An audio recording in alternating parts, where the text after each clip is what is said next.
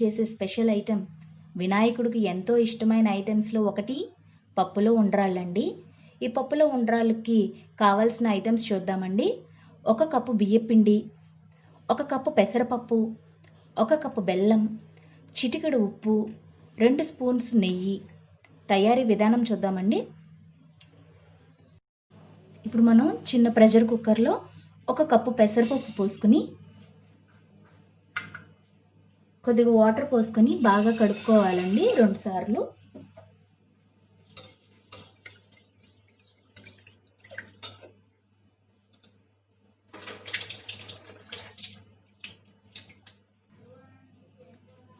ఈ కడుక్కున్న పెసరపప్పులో మనం 3 గిన్నెలు నీళ్లు పోసుకోవాలండి.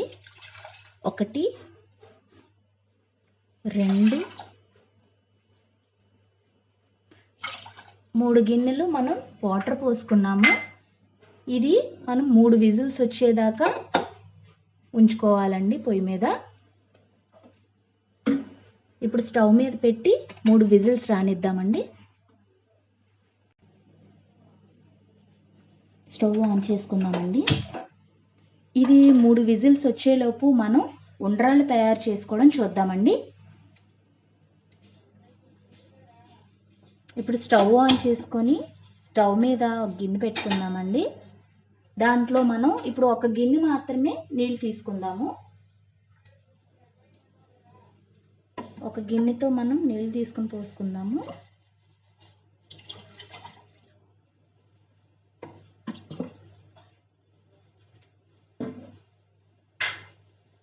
ఈ నీళ్ళల్లో మనం చిటికెడు ఉప్పు తీసుకుందామండి. చాలా కొద్దిగా అండి, ఇంత చాలు.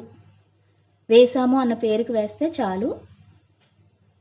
దాంట్లోనే మనం కొద్దిగా బెల్లం వేసుకుందామండి. బెల్లం వేస్తున్నానండి కొద్దిగా.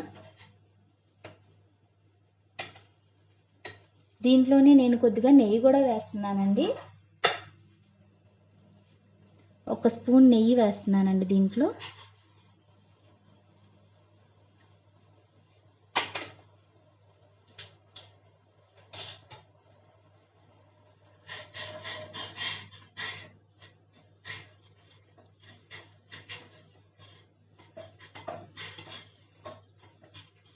ఇది 1 నిమిషం కాగనిచ్చాక మనం ఇప్పుడు బెల్లం కరిగేదాకా వెయిట్ చేసి, బెల్లం కరగంగానే మనం బియ్యపిండి యాడ్ చేసుకోవచ్చండి. ఇది వినాయక చవితి వస్తుంది కదండి, ఇవన్నీ వినాయక చవితి ప్రసాదాల్లో పెడతారు.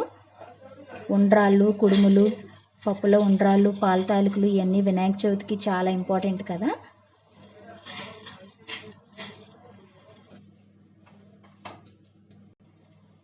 ఓకే అండి, ఇప్పుడు బెల్లం కరిగిపోయింది కదా. మనం ఇప్పుడు బియ్యపిండి యాడ్ చేసుకుందామండి. ఇది కూడా నేను 1 కప్పు నీళ్ళకి 1 కప్పు బియ్యపిండి తీసుకున్నాను. బియ్యపిండి పోసుకొని కలుపుకుందామండి. బాగా మిక్స్ అయ్యేలాగా చేద్దాము.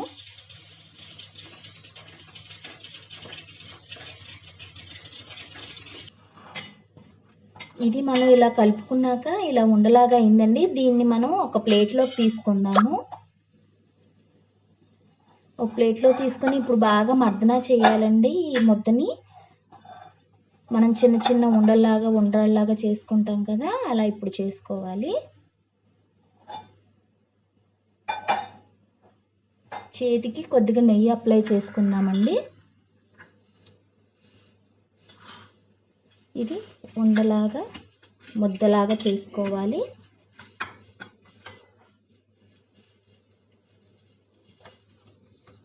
ఎక్కడ బియ్యపిండి మధ్యలో లేకుండా చూసుకొని వేడి మీదే చేసుకుంటే అండి బాగుంటుంది. ఇది చేతికి అంటుకొని చూసారా, చక్కగా వస్తుంది ఉండ్రాళ్ళు.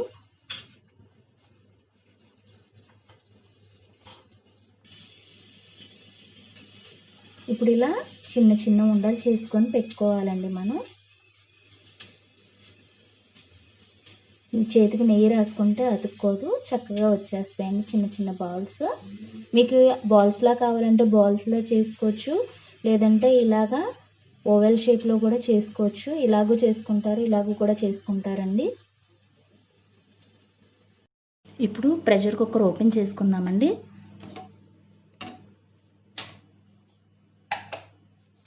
ఇప్పుడు దీంట్లో వేసిన పప్పు మెదుపుకోవాలి. ఇప్పుడు మనకు కావాల్సిన వాటర్ యాడ్ చేసుకోవచ్చండి. ఇప్పుడు మనం ఇంకో 2 కప్పులు నీళ్ళు యాడ్ చేసుకుందాము. అది మీకు కావాల్సిన పలచదనాన్ని బట్టి అండి. నేను 2 కప్పులు యాడ్ చేస్తున్నాను. ముందుగానే పోసుకుంటే కుక్కర్లో నుంచి నీళ్లు పొంగిపోయి కుక్కర్ పాడవుతుంది. అందుకని చెప్పి నేను కుక్కర్లో 3 పోసాను, విడిగా 2 పోసుకుంటున్నాను.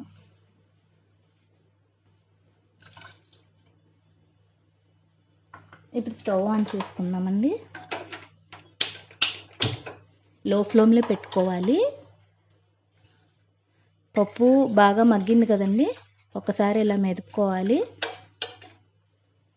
పప్పు బద్దగా ఉండదండి, ఇలాగ ఉంటుంది. ఈ పప్పు ఒక్కసారి ఆ వాటర్ మిక్స్ అయ్యేలాగా ఉంచుకొని ఒక్కసారి కలుపుకోవాలి. 1-2 నిమిషాలు ఇలా ఉంచుతామండి. ఇప్పుడు మనం దీంట్లోకి ఉండ్రాళ్ళుగా చేసుకుంచుకున్నవి యాడ్ చేసేసుకుందామండి. యాడ్ చేసుకొని కలుపుకోవాలండి, లేదంటే కింద అంటుకుపోతుంది. పెసరపప్పు కదా, ఇది కింద అంటుకుంటుంది. ఇలా ఉండ్రాళ్ళు దీంట్లో మిక్స్ చేసుకుని ఒక 2 నిమిషాలు కూడా కలుపుతూ ఒకసారి ఉండండి. 2 నిమిషాల్లో మనం బెల్లం యాడ్ చేసుకుందామండి. ఇప్పుడు దీంట్లో బెల్లం కూడా యాడ్ చేసేసుకుందామండి.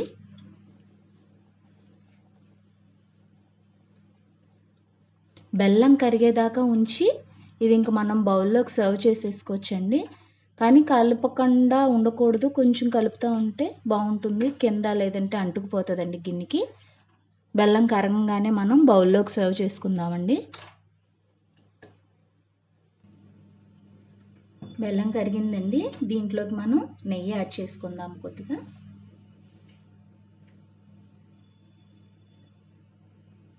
దీంట్లోకి 1 స్పూన్ నెయ్యి యాడ్ చేసుకుందాము. ఇప్పుడు మనం బౌల్లోకి సర్వ్ చేసుకుందామండి.